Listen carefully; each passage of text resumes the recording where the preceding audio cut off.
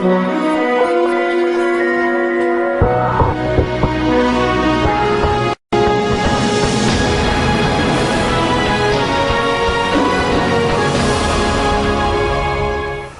Back ناظرین، انتہائی روح پرور اور خوبصورت گفتگو جاری ہے، اور دل تو یہ چاہتا ہے کہ میں سنتا رہوں اور سوال بھی نہ کروں اور علماء کہتے رہیں اور تمام تر باتیں آپ تک پہنچ جائیں، لیکن وقفہ بھی بہت ضروری ہے۔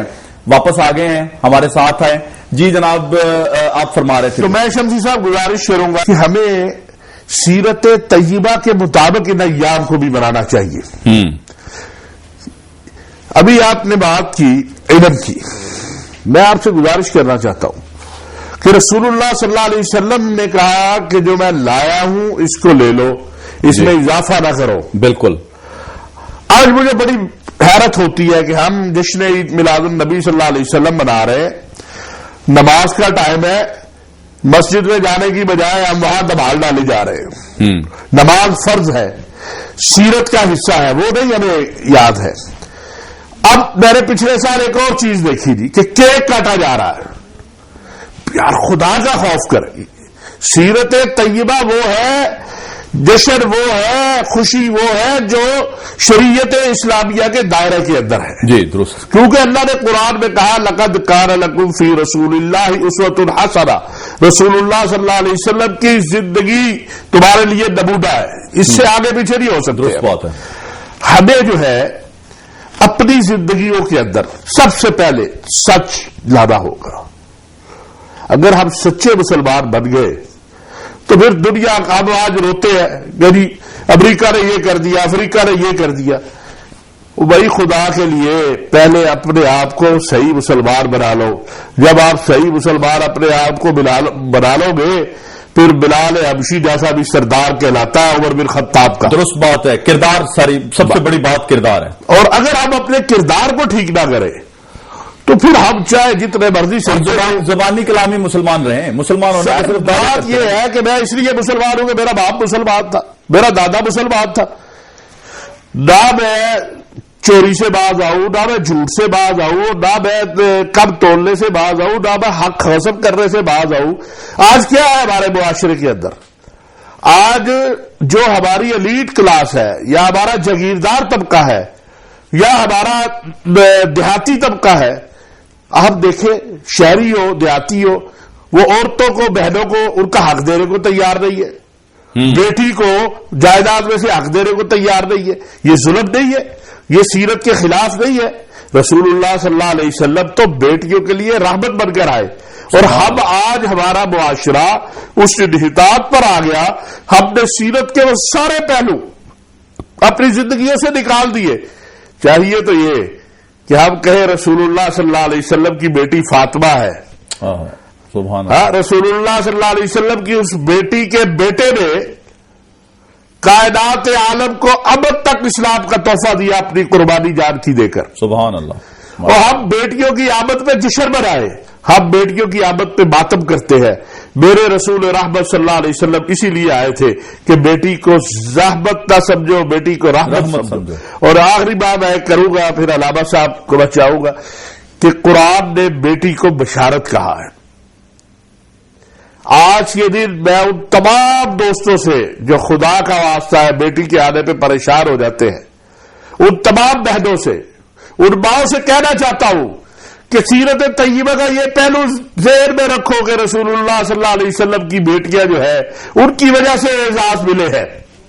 کوئی ذریعت کہلا رہے ہیں سیدنا عثمان بن عفان، کوئی علی المرتضیٰ اسد اللہ کہلا رہے ہیں، اور پھر یہ اسلام جو ہے یہ ایک بیٹی کے بیٹے کے صدقے ہمارے پاس ہے، سیدنا حسین کے۔ جی تو میں آج یہ کہنا چاہتا ہوں، قرآن نے کہا وَإِذَا بُشِّرَ أَحَدُهُم بِالْأُنثىٰ ظَلَّ وَجْهُهُ مُسْوَدًّا، جب اللہ بشارت دیتا ہے بیٹی کی، بیٹی نہیں کہا بشارت کہا، تو اس لیے سیرت کا یہ بھی پہلو ہے کہ بیٹیوں کی آمد پہ چہرہ کالا کرنے کی بجائے، چہرہ ماتم جیسا سجانے کی بجائے خوشی سے قبول کرو۔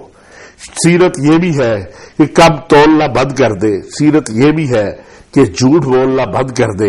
میرا خیال ہے کہ سرکار دو عالم صلی اللہ علیہ وسلم کے دربار میں سب سے بڑا خراج تحسین مسلمانوں کا یہی ہے کہ وہ ان کی سیرت کو اپنا لیں. اچھا کتنا وحدت کے بارے میں نبی پاک صلی اللہ علیہ وآلہ وسلم کے حوالے سے کچھ بیان فرمائیں تاکہ ہمارے ناظرین کو ایک. میں حافظ صاحب کی بات کو آگے بڑھاتے ہوئے وحدت کا موضوع بھی بڑا اہم ہے، اس پہ بھی گفتگو کروں گا. حضرت جس زمانے میں زندگی فرما رہے تھے اس زمانے میں زیادہ تر لوگ جو ہے جاہلیت کا شکار تھے. تب مورخین نے لکھا ہے کہ اگر نام گن کے بتائے جائیں کہ اس زمانے میں کتنی لوگ پڑھے لکھے تھے جو صرف لکھنا اور پڑھنا جانتے تھے تو شاید 30 نام بھی نہیں گن سکتے. 25-26 سے 30 تک نام مورخین نے لکھے ہیں کہ یہ لوگ جانتے تھے دستخط کرنا لکھنا پڑھنا. یعنی اتنی وہاں جہالت تھی کہ بہت کم معاشرے میں لوگ پڑھے لکھے تھے. جیسے انہوں نے فرمایا کہ اگر یہ اس زمانے کی تصویر ہے جو قرآن نے کھینچی ہے کہ جب کسی کو یہ بتایا جاتا تھا کہ آپ کے گھر بیٹی ہوئی ہے تو کہتے ہیں کہ وہ اپنا منہ چھپاتا پھر رہا ہوتا تھا. ذلّا وجہہ مسودن کہ اس کا چہرہ سیاہ ہو جاتا تھا. اگر کسی معاشرے میں ایک آدمی بیٹھا ہے کسی نے آ کے خبر دیا ہے کہ آپ کے ہاں بیٹی ہوئی ہے تو قرآن کہتے ہیں کہ اس کا چہرہ جو ہے وہ سیاہ ہو جاتا تھا. وہ چھپ چھپ کے کہیں میں بھاگ جاؤں لوگوں کو پتہ نہ چلے. تو شاید میری اپنی رائے یہ ہے کہ خداوند تبارک و تعالی اپنے اس قدرت کے خزانے سے اپنے نبی کو بیٹے بھی دے سکتا تھا، لیکن سب سے پہلے حضرت کو بیٹی عطا کی گئی، وہ بھی حضرت فاطمہ زہرا سلام اللہ علیہ جیسی کہ جو علم میں عبادت میں ہر لحاظ سے آپ دیکھیں خود بھی شوہر بھی اور اولاد بھی جو پوری کائنات کو جنہوں نے آج اسلام جو آپ تک اور ہم تک پہنچا ہے. تو وہ اگر امام حسین علیہ السلام کی قربانیاں کربلا میں نہ ہوتی تو شاید یزید تو اسلام اس وقت ہی فاتح اسلام کا پڑھا جا چکا تھا. تو خدا نے جو بیٹی پاک پیغمبر صلی اللہ علیہ وآلہ وسلم کو عطا کی شاید اس کی حکمت بھی یہی تھی کہ اس زمانے میں کہ جب بیٹی کا تولد جو ہے وہ برا سمجھا جاتا تھا لوگ پریشان ہو جاتے تھے تو خدا نے اپنے نبی کو بیٹی دی اور وہ بھی وہ بیٹی کی جو فخر کائنات ہے سیدۃ النساء العالمین. تو لذا کہنے کا مقصد یہ ہے کہ اس زمانے کو مد نظر رکھتے ہوئے خداوند تبارک و تعالیٰ نے ہماری ہدایت اور روشنائی کے لیے پاک پیغمبر کو بھی بیٹی عنایت کی اور نسل بھی بیٹی سے چلائی والا بیٹوں سے خدا کی قدرت میں تو ہاں وہ کر سکتے تھے. تو کہنے کا مقصد یہ ہے کہ لوگوں کو چاہیے کہ اولاد چاہے بیٹا ہو یا بیٹی ہو یہ اللہ کی نعمت رحمت اللہ کی کہتے ہیں جی بیٹی اللہ کی رحمت ہے بیٹا نعمت ہے. تو اس میں انسان کو گھبرانا نہیں چاہیے. ہاں جو بھی خدا نے دیا ہے اس کو ہم نے لینا ہے. اگر ہماری لیے مقدر یہ ہے کہ ہماری بیٹیاں ہوں تو وہ بھی اتنی ہی اہمیت رکھتی ہیں جتنی اگر بیٹا ہوتا تو بسا بیٹی زیادہ اہمیت کی حامل ہو انسان کے لیے. تو لذا میں نے کہنے کا مقصد یہ تھا جو حافظ صاحب نے اشارہ کیا ہے تو یہ آیات اس زمانے کا تصور خیر بتا رہی ہیں کہ اس وقت لوگ کیا سمجھتے تھے. علم کے لحاظ سے بھی آپ دیکھیں سب سے پہلی آیت قرآن مجید کی جو اتری ہے اقرا بسم ربک الذی خلق. خدا نے سب سے پہلے حکم دیا ہے پڑھنے لکھنے کا. تو اصل بات یہ ہے کہ یہ جتنی خرابیاں ہمارے ہاں ہیں معاشرے میں وہ جہالت کی وجہ سے ہے. جہالت سے مراد یہ ہے نہیں ہے کہ یہ لوگ کالج میں نہیں گئے سکول میں نہیں گئے. کچھ لوگ تو نہ سکول میں گئے نہ کالج میں گئے نہ دنیا کسی چیز کا پتہ نہیں ہے. حتیٰ ہمارے وہ لوگ جو معاشرے میں دنیاوی تعلیم حاصل کرتے ہیں تو ان کا فرض بنتا ہے کہ اتنی مقدار جو آپ کی ضروریات ہیں دینی تعلیم بھی حاصل کرو یقیناً جس نے آپ کو آخرت میں فائدہ پہنچانا ہے.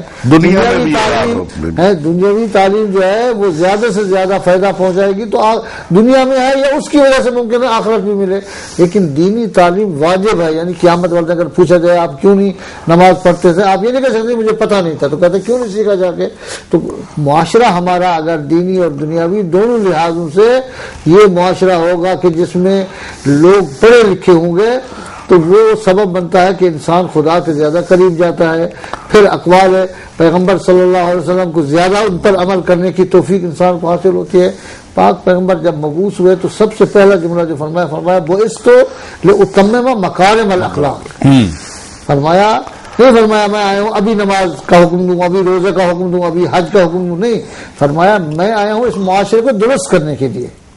وہ اس طرح اتمم مکارم خان کا معنی ہے کہ یعنی اس معاشرے کے جتنی پہلو ہیں سب کو اخلاق کا معنی ہے سب پہلوؤں کو مد نظر جی بالکل بالکل. تو حضرت یہ درست کرنے ہے یعنی کیا معنی ہے یعنی جھوٹ نہیں بولنا فقیر غریب نادار کی آپ نے مدد کرنی ہے. آپ دیکھیں جہاں بھی حضرت رہتے تھے سب سے زیادہ توجہ کس کی طرف تھی حضرت کی ان لوگوں کی طرف تھی کہ جو زیادہ غریب و فقیر کہلاتے تھے اس زمانے میں.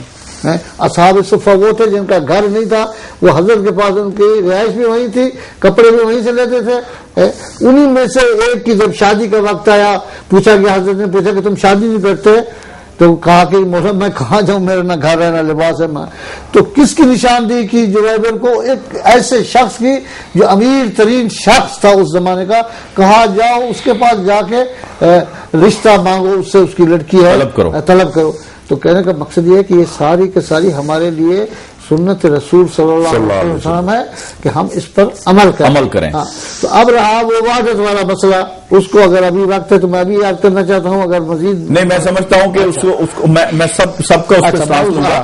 میں دیکھیں جی خواتین کے حقوق کے بارے میں جو اسوہ حسنہ ہے جو ان کی ذات مبارکہ ہے جو حکم ہے آپ بھی تھوڑا بیان فرما دیں. میں چاہتا ہوں کہ آپ کا بھی حصہ اس میں آ جائے. جی جیسے سید صاحب فرما رہے تھے دیکھیں میں نے پہلے بھی گزارش کی تھی آپ سے کہ اسلام مکمل ایک ضابطہ حیات ہے. جی یعنی اسلام نظام مصطفیٰ کا نام ہے کہ نبی پاک صلی اللہ تعالی علیہ وسلم نے ایام جاہلیت کے جو رسوم و رواج تھے آپ نے اپنے کردار سے ان کو ختم کیا. یعنی جو ایک بات جائز تھی جو ایک بات حق بنتا تھا اس کو نبی پاک صلی اللہ تعالی علیہ وسلم نے اجاگر کیا. جیسے کہ مدینہ طیبہ جب سرکار مدینہ صلی اللہ تعالی علیہ وسلم تشریف لائے تو یہودی روزہ رکھتے تھے یوم عاشور کا. تو آپ نے پوچھا بھی یہ روزہ کیوں رکھتے ہیں؟ تو انہوں نے کہا جی ہم اس لیے رکھتے ہیں کہ اس دن کو حضرت موسیٰ علیہ السلام بنی اسرائیل کو نجات ملی. تو آپ نے فرمایا حضرت موسیٰ علیہ السلام کے تو ہم زیادہ حقدار ہیں. پھر لیکن اس کے ساتھ یہ نہیں فرمایا تم 2 روزے رکھو تاکہ یہود کے ساتھ تمہاری مماثلت نہ ہو. عورتوں کا عام مسئلہ وراثت نہیں ملتی تھی عورت کو ایک بہت کم تر حقیر درجہ دیا جاتا تھا. تو نبی پاک صلی اللہ تعالی علیہ وسلم نے کبھی ماں کا ادب سکھایا کبھی بہن کے حوالے سے کبھی بیٹی کے حوالے سے صحابہ کو تربیت کی. دیکھیں جی نام نہاد جو یورپ ہے وہ نام نہاد عورت کے حقوق کی بات کرتا ہے جبکہ میں سمجھتا ہوں کہ اسلام جتنے عورت کے حقوق کی بات کرتا ہے دنیا کا کوئی مذہب نہیں کرتا. جی کسی نے بھی نہیں کی ہے.